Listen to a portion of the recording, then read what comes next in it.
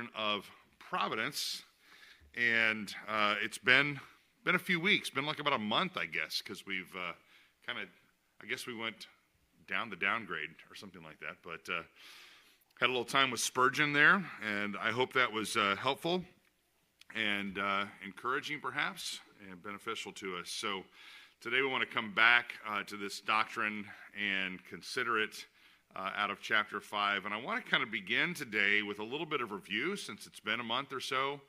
And we'll take maybe about 15 minutes or so reviewing and answering any questions that you have.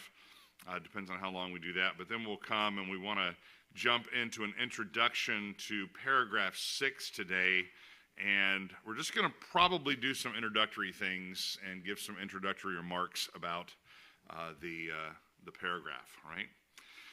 So as far as an overview or a review goes, we saw that providence was introduced in paragraph 1. And we're going to go back and read some of these paragraphs and just consider some of the broader principles we learned in them. Providence and its relationship to causes, first causes, second causes in paragraph 2. The execution of providence in paragraph 3. And then we lumped paragraphs 4, 5, and 6 all together under the subject of providence and sin.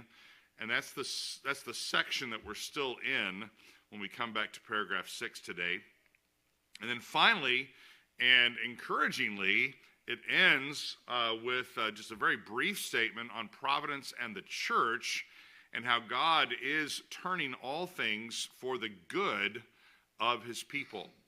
And I will find myself often just praying that God would work all things for his glory and turn all things for our good, because that's his ultimate goal for his people, to bring about their good and their flourishing and their profit, not in the way the world often thinks, some type of temporal type of prosperity, but he is concerned with our everlasting prosperity.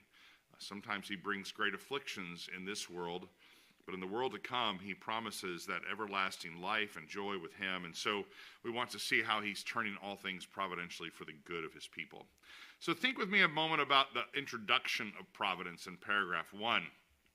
It says, God, the good creator of all things, in his infinite power and wisdom, doth uphold, direct, dispose, and govern all creatures and things from the greatest even to the least, by his most wise and holy providence, to the end for which they were created according unto his infallible foreknowledge and the free and immutable counsel of his own will, to the praise of the glory of his wisdom, power, justice, infinite goodness, and mercy. Now, we observed in this paragraph the scope of providence. It takes in everything, all right? Providence doesn't just take in the things in my life that are clearly spiritual.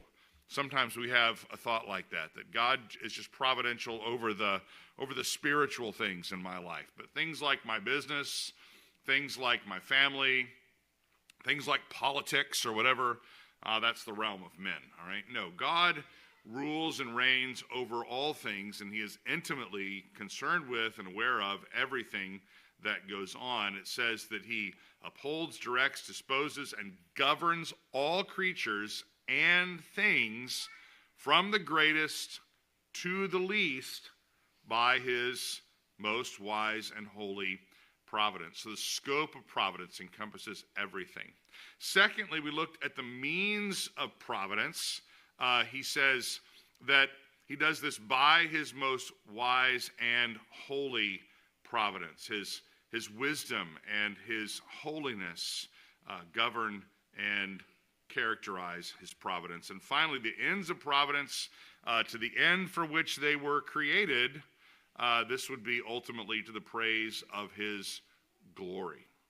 Now, that's providence introduced. Providence and causes is in paragraph 2. And we saw there that although in relation to the foreknowledge and decree of God, the first cause, all things come to pass immutably and infallibly, so that there is not anything befalls any by chance or without his providence. So nothing happens outside of providence. Yet by the same providence he ordereth them to fall out according to the nature of second causes, either necessarily, freely, or contingently. So here we observed I don't know if I can make my thing move like it's supposed to. Providence and the divine decree, so kind of reaching back to chapter 3 in our confession in relation to the foreknowledge and decree of God. God would be the first cause of everything that comes to pass, and it comes to pass immutably and infallibly.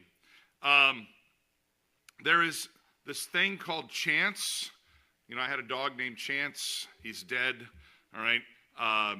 He never did much, and nothing comes to pass by way of chance, because chance in reality it's nothing, all right? So nothing befalls any by chance or without providence. And then looking at secondary causes, it says, providence does not discount secondary causes, right? We can have a way of thinking about providence as if what I do doesn't matter, or what I'm choosing isn't real. I'm not making real choices. But providence does not discount, though it is the first cause. It doesn't discount secondary causes, and it may use them necessarily, freely, or contingently. All right. A third paragraph, all right? Joe, is there any way to take these two on the end and turn them down just a tad? And I want to see people. Where are you guys? All right. I know you're out there somewhere. So paragraph 3, the execution of providence. Hey, there you guys are. All right. God in his ordinary providence maketh use of means, yet is free to work without, above, or against them at his pleasure. So ordinarily speaking, God does utilize means to bring about a particular end. All right? This is often like brought up in things like evangelism, sharing the gospel. All right? Well, y'all are just a bunch of reform-minded Calvinists, and you don't believe in sharing the gospel. All right?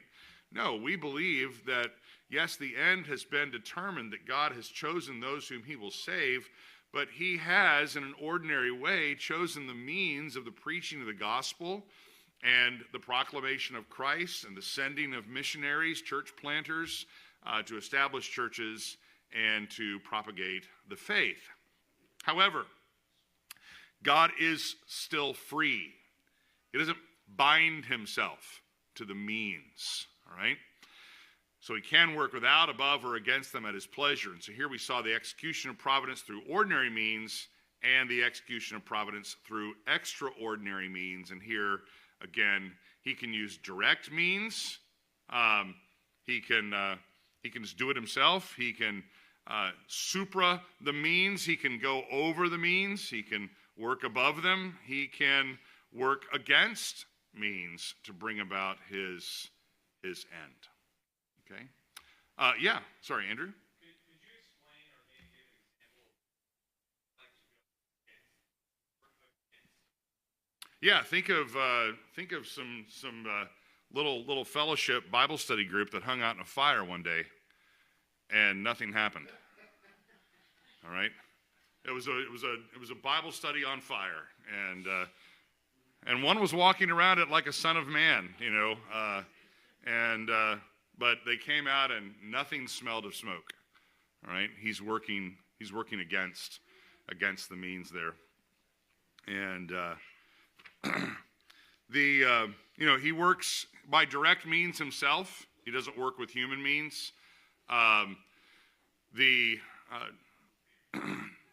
We might think of the virgin birth. All right, now yes, there is Mary. I get that, but without God working directly, it doesn't have Joseph is not used. You know, he's bypassed in that regard. If we think of things like above means, or he takes regular human means and works in a way that we wouldn't normally think of them using, think of like the birth of Isaac.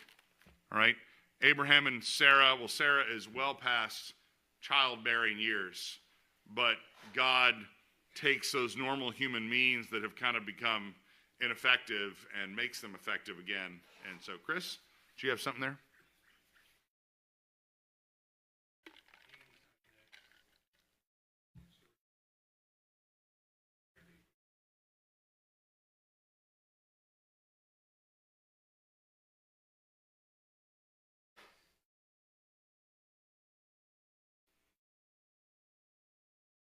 Hmm.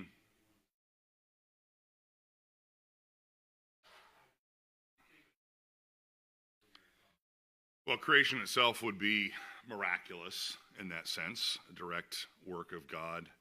I have to go back and look at Machen again to kind of see what he's trying to say there. But I would agree that miracle generally would be in the category of providence, but he's doing it in these extraordinary type ways. God has ordained that I would, well, Lord willing, drive home today safely and get to my house. I would not get home today and look back upon my travel. Well, sometimes I do look upon my travel through the Metroplex as a miracle. But generally speaking, I would not think of just driving my car home and getting home as a miracle. I would, though, think of it as an ordinary act of providence where he uses means for that. And so, yeah. So paragraph 4 through 6, or paragraphs 4 through 6, providence and sin. This is where things kind of get sticky, right? All right. Even I've found for believers, I've talked to believers over the years, and I myself have been a believer for many years, and I've never struggled, I don't think, with the virgin birth. I've never struggled with the story of Shadrach, Meshach, and Abednego in the fiery furnace. I've never struggled with Sarah being able to have a baby later on in life, all right? But how sin intersects with the Christian life, this has been a personal struggle, all right? Who hasn't at some point in time been tempted to be angry with God because there's sin in your life? And you know God has the power to completely rid you of that sin, but he chooses not to for some reason. Who hasn't wrestled at some point in time with the doctrine of election, all right? God choosing those whom he's going to save apart from anything in them. This is what we might call the U in the tulip, all right? The unconditional election. It's not conditioned on anything in man. Now, we don't know what's going on, I hate to say in God, but hopefully you get the point. Not as if there are like pieces and parts that are moving around in God. But the secret things belong to the Lord, and he doesn't really tell us other than for his own glory, for his own namesake. This is the way he chooses to do things. And then today we're going to look in paragraph 6 at the often terrifying doctrine of reprobation. Who hasn't struggled with the idea that there are vessels of wrath destined for destruction, all right?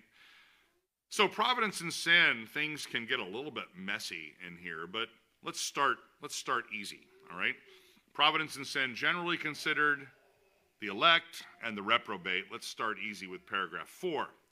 The almighty power, unsearchable wisdom, and infinite goodness of God so far manifest themselves in his providence that his determinate counsel extendeth itself even to the first fall, and all other sinful actions, both of angels and men, and that not by bare permission, which also he most wisely and powerfully boundeth, and otherwise ordereth and governeth, in a manifold dispensation to his most holy ends.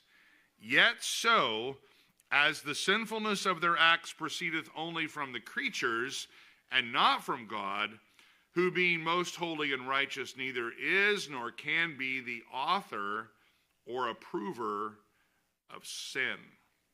So, in this paragraph, we see the comprehensiveness of sin. It doesn't just reach to Adam's act in the garden, but it also stretches to all other sinful actions of both angels and men. And we see the origin of sin, though it is in the decree of God, it is in the providence of God overseen, yet the sinful acts of people, creatures, is not from God, because he is most holy and righteous, and he is not the author or the approver of sin. The origin of sin, the blame for sin, resides with the creature. All right. So we looked a little more specifically at the elect in paragraph 5, and we saw the most wise, righteous, and gracious God doth oftentimes leave for a season his own children in manifold temptations and the corruptions of their own heart, to chastise them for their former sins, or discover them unto the hidden strength of corruption and deceitfulness of their hearts, that they may be humbled. That's why he does it. 2, to raise them to a more close and constant dependence for their support upon himself. 3, to make them more watchful against all future occasions of sin and for other just and holy ends. And this all is wrapped up in the statement, so that whatever falls any of his elect by his appointment is for his glory and for their good. So we summed that up under 4 basic headings: humility, dependence, watchfulness, and flourishing. And that's where we ended last time, all right? So there's a quick review, an overview of where we've been, a little pointer to where we're going to be going. Questions or comments? Tom? You used the word messy, like you already have. Description of it. Especially allows this.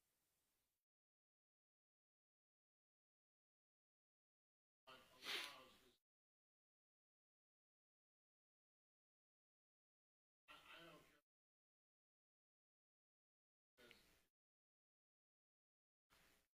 Because providence. Mm-hmm. This is why it is. This is where it's nice that the confession adds the statement, I guess the previous paragraph, not by a bare permission. There is a sense of permission or allowance, but it's not just a bare permission. We talked about that a little bit. And none of this, Right. which is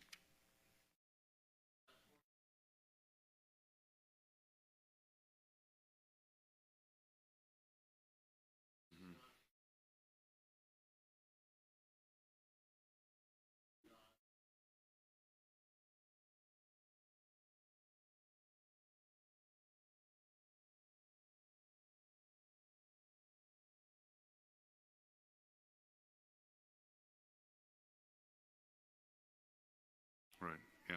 Good. Good. Other comments? Questions? Okay. All right. Well, let's jump into paragraph 6. Providence and sin, the reprobate. All right. Several categories we're going to look at: sin and God's righteousness, sin and God's judgments. All right. What's he doing? How does providence and sin, in relation to the reprobate, how does it display God's righteousness? And in what way is God bringing judgment upon the wicked? All right. Let's read the paragraph. As for those wicked and ungodly men, whom God, as the righteous judge, for former sin doth blind and harden, from them he not only withholdeth his grace, whereby they might have been enlightened in their understanding and wrought upon in their hearts, but sometimes also withdraweth the gifts which they had, and exposeth them to such objects as their corruptions make occasion of sin, and withal gives them over to their own lusts, the temptations of the world, and the power of Satan. You should hear Luther there with the world, the flesh, and the devil. Whereby it comes to pass that they harden themselves under those means which God useth for the softening of others.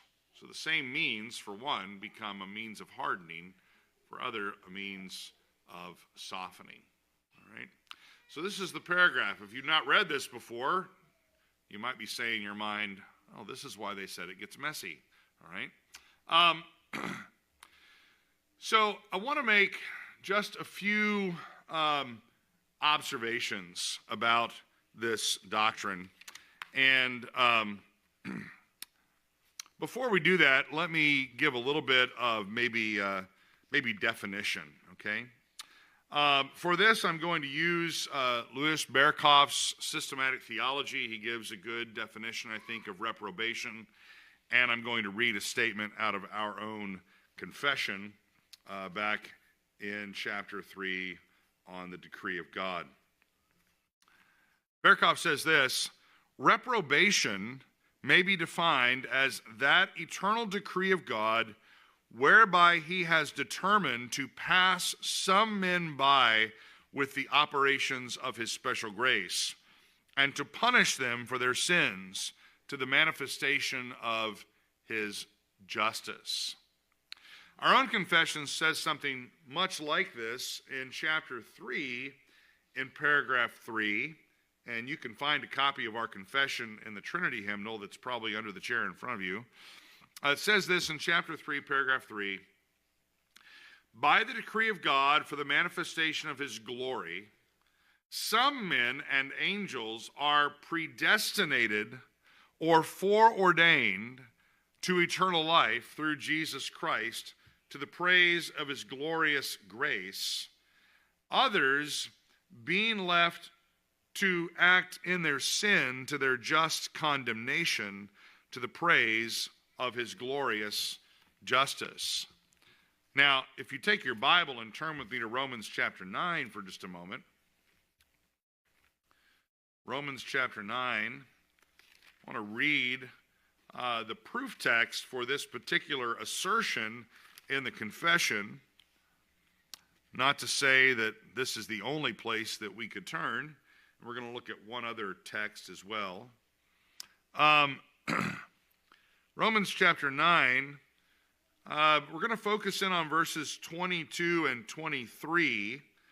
But before that, I want to back up and I want to read starting in verse 19. Now, there has been a question made in verse 14 regarding whether or not God has injustice within him. Is God ever unjust? Paul says his famous way of saying, you've got to be kidding me. He says, may it never be. Me genoita. It's a very interesting Greek term, and it's just kind of like, where did you ever get an idea like that? All right? For he says to Moses in verse 15, I will have mercy on whom I have mercy. I will have compassion on whom I have compassion. So then, it does not depend, and this is about redemption, it does not depend upon man who wills or the man who runs, but on God who has mercy. It's almost like John chapter 1, not of the will of man, not of blood, but on God who gives new birth and new life. For the scripture says to Pharaoh, for this very purpose I raised you up, to demonstrate my power in you, that my name might be proclaimed throughout the whole earth. So then, conclusion, he has mercy on whom he desires, and he hardens whom he desires. These two categories, if you will, of people.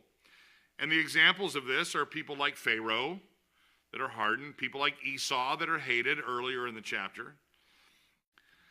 Verse 19, Paul interacts with his opponent. You will say to me then, why does he still, that is, why does God still find fault? For who resists his will? Now, at this point, Paul doesn't give like all kinds of reasons why God still finds fault. He doesn't argue that, yes, God's will is sovereign.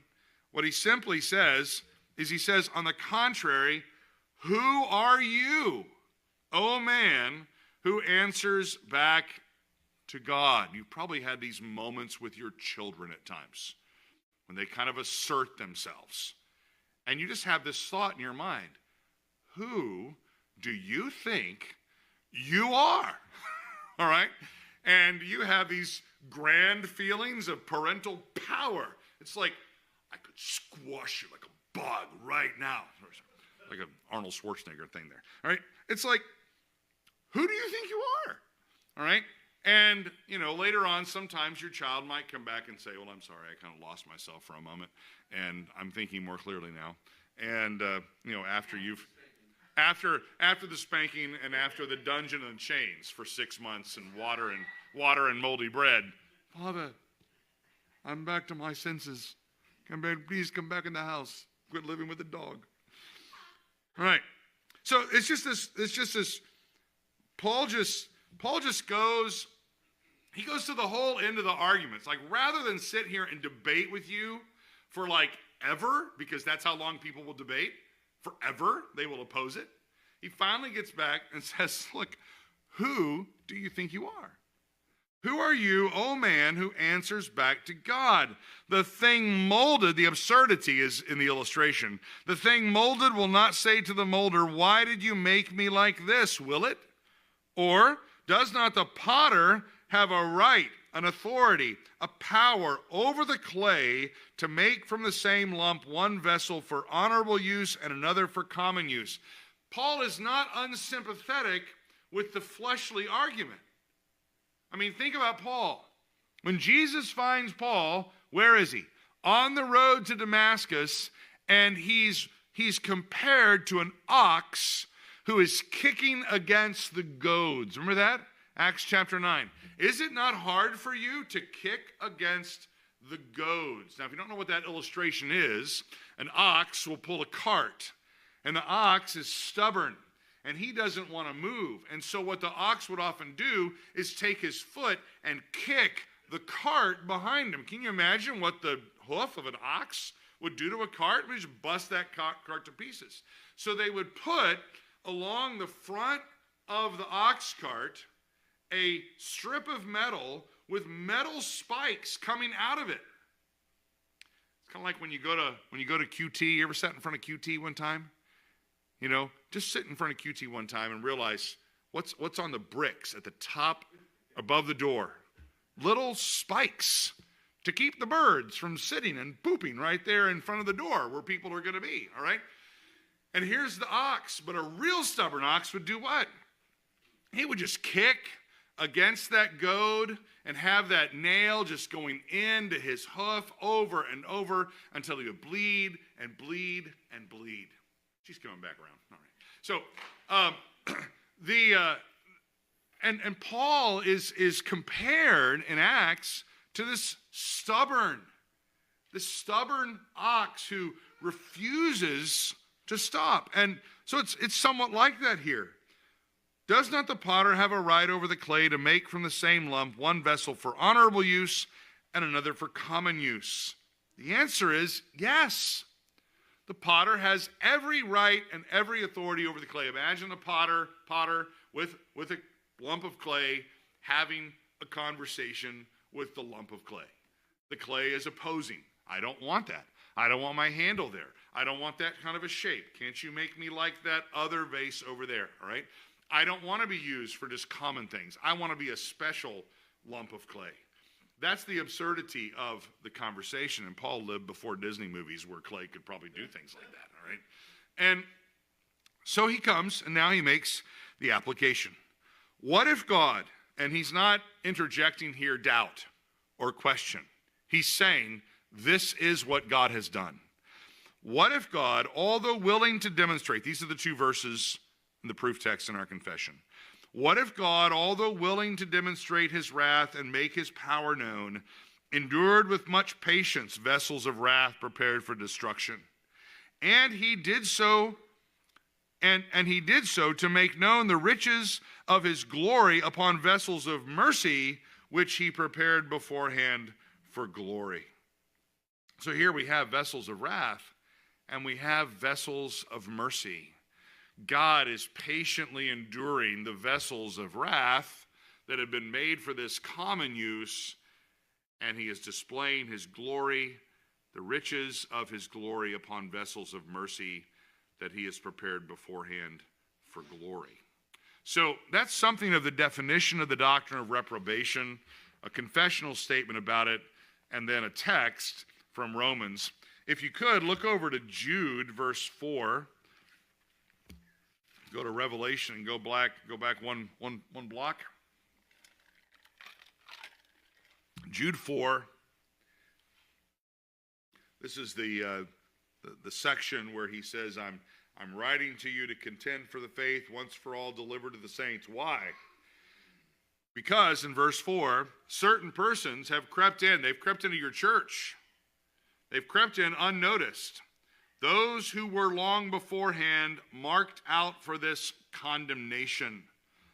Ungodly persons who turn the grace of our God into licentiousness and deny our only Master and Lord, Jesus Christ. They were written about long ago. In other words, this is another text dealing with this idea of vessels of mercy or vessels of wrath who creep into churches, who are endured by God, but will one day come to a decided end. Now, when we think about this doctrine of reprobation, I want to mention a couple things about it. Number one, it has been referred to as a horrible doctrine or a horrible decree.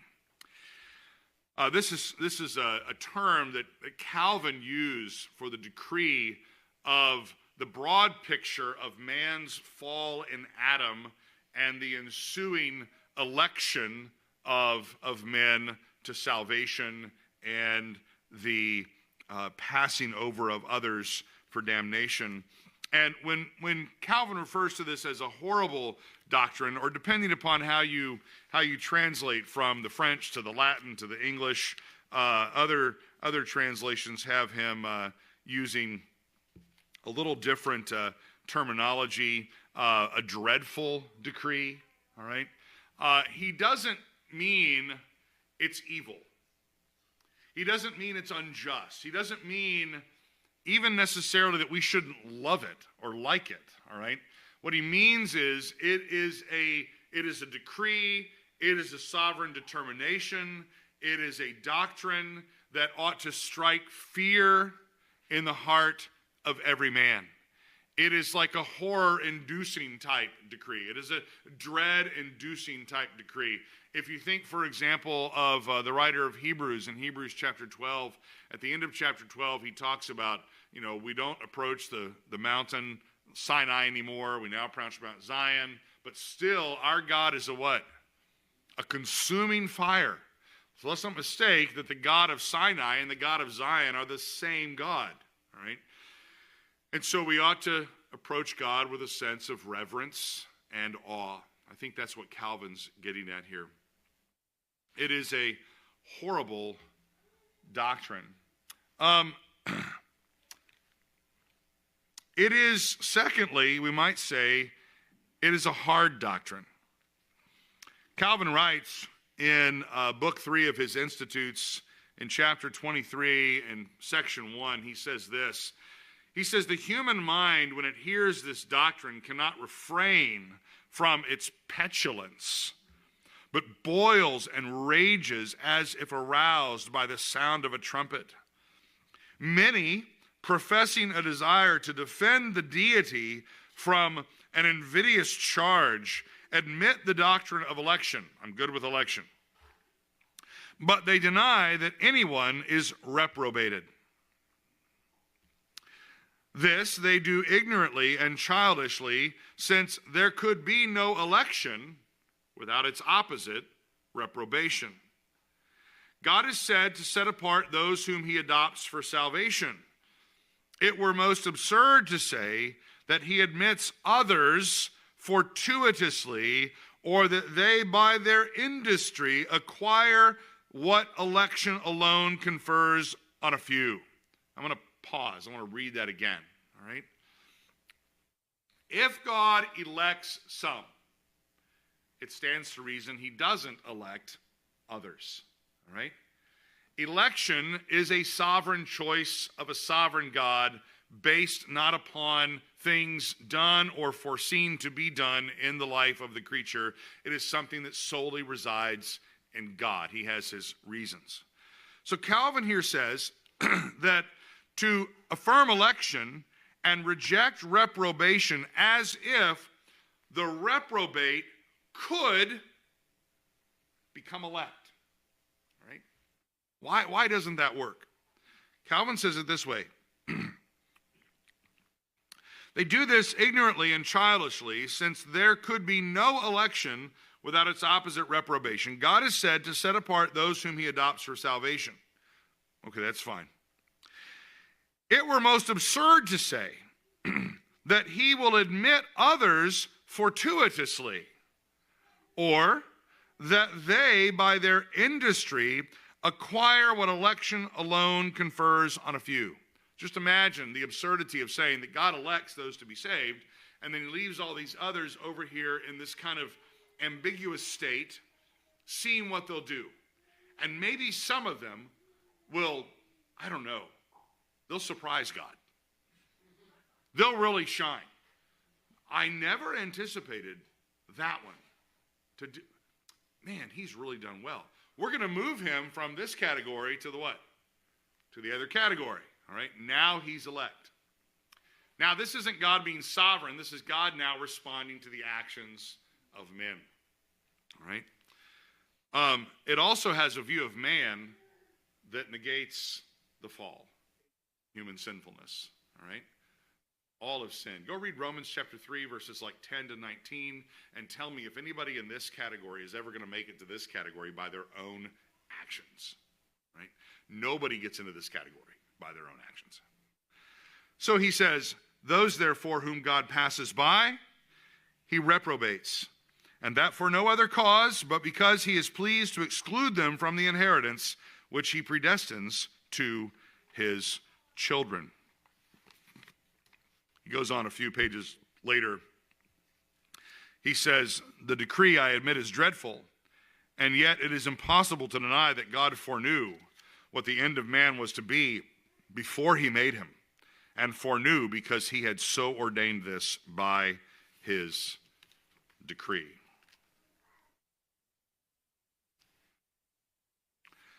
Now,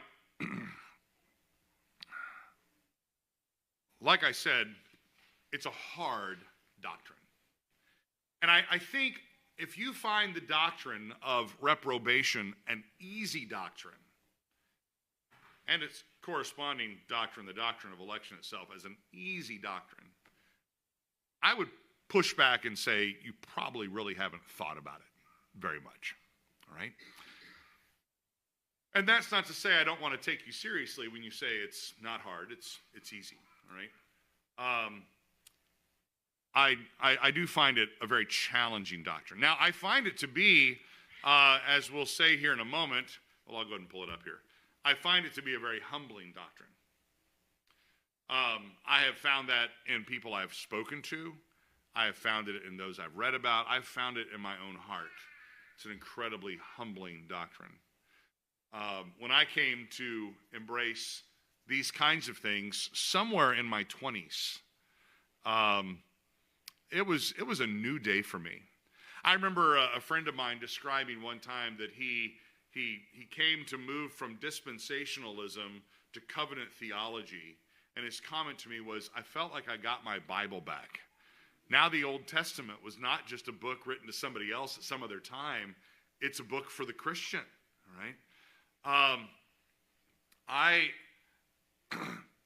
I felt like my relation, if you will, with the Lord was so much deeper and more joyful, having worked through some of these things in my 20s.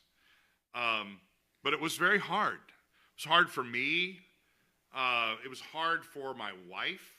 It was hard for us together because I came to embrace it before she did.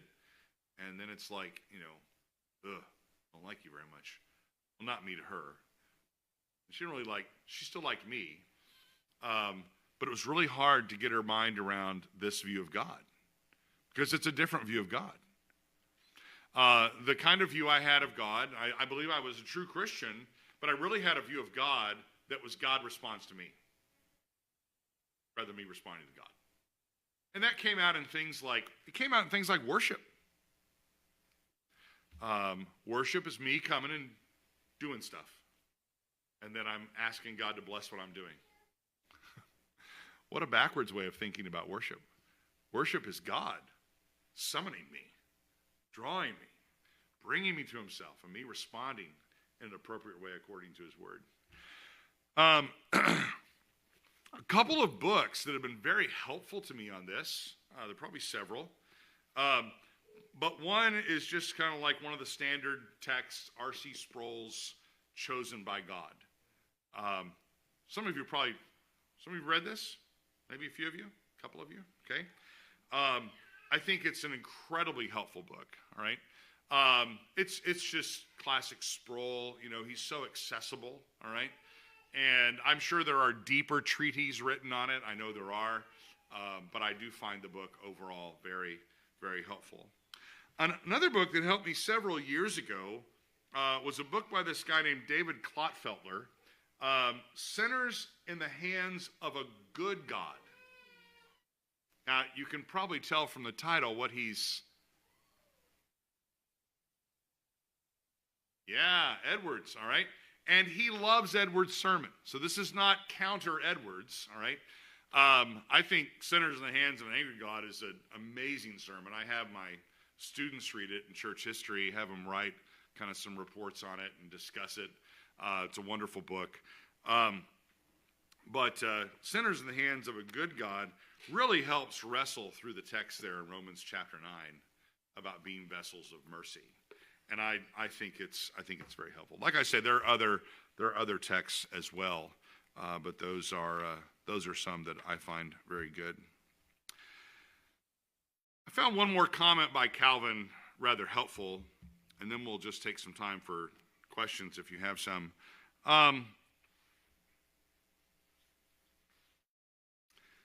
You may struggle, like the man in Romans 9, with what you read. I think to read Romans chapter 9 and to come out with any kind of conclusion other than God elects individual people to salvation, and he has vessels of wrath that he passes over and leaves in their sin and their rebellion. I've heard lots of different ways of people explaining Romans chapter 9. But it's interesting when I hear people saying things like, well, God elects Christ. And if you, by your own,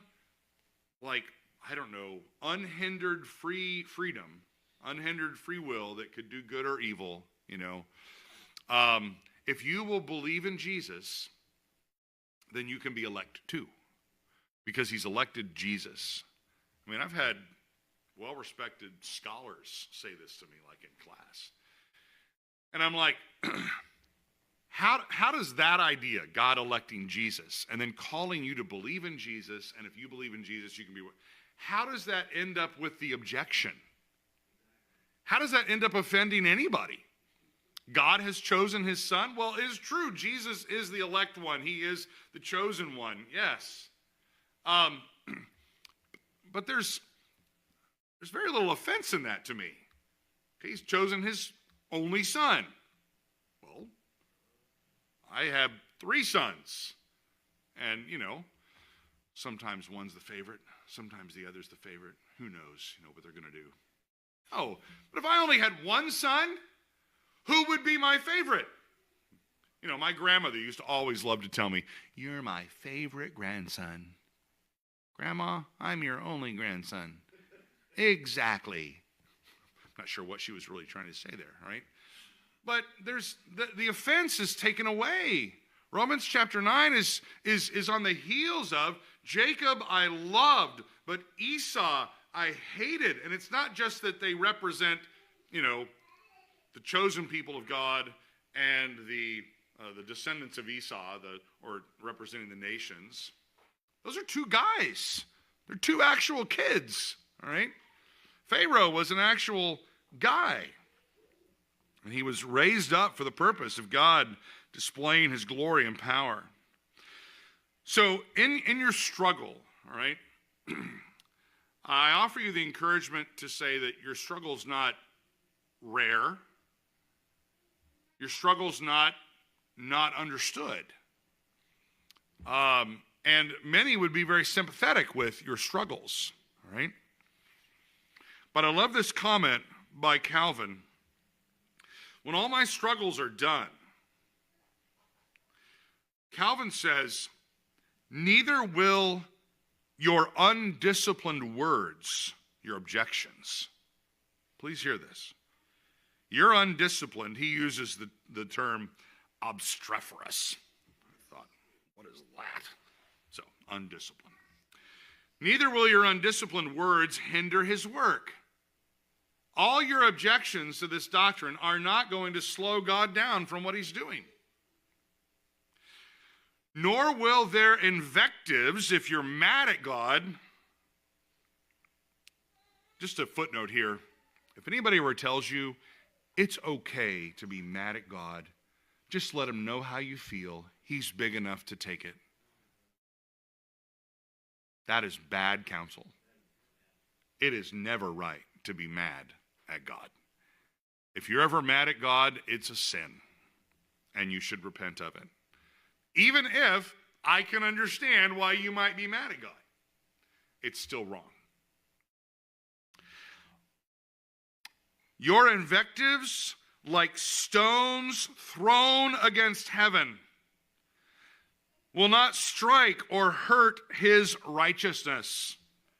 No, Calvin says, rather, they will fall back on your own head. Your stone you throw at heaven isn't going to make it to heaven and like somehow shatter something in the heavens. It's just going to gain velocity as it comes down to fall upon you. So this doctrine, yes, has its horrible aspect. It is a dreadening decree. It is a hard doctrine.